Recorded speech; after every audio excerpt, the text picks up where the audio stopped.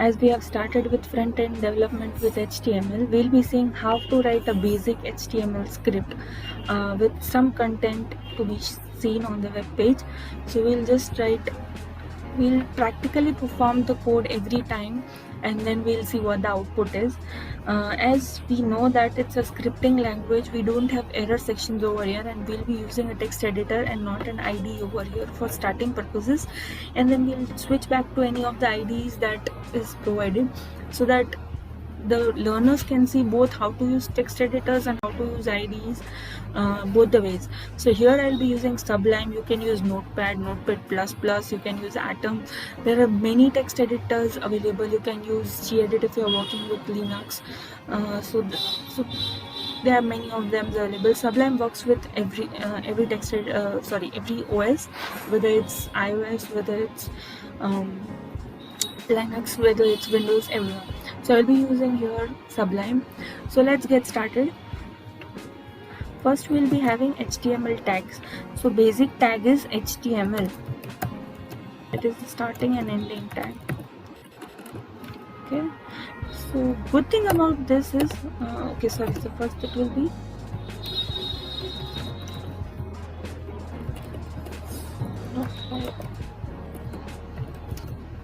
HTML.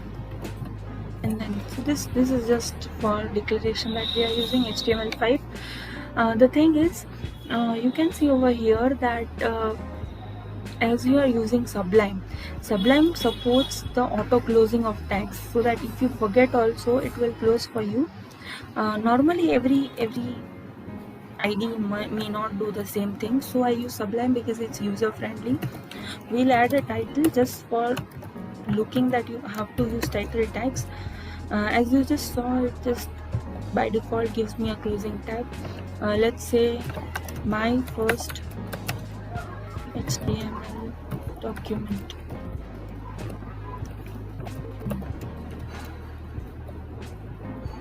Okay, so this is the title of the page that we have given. Basically, title doesn't appear anywhere inside the web page. Next we have body tag. Body tag contains all the tags that will be displayed inside our web page.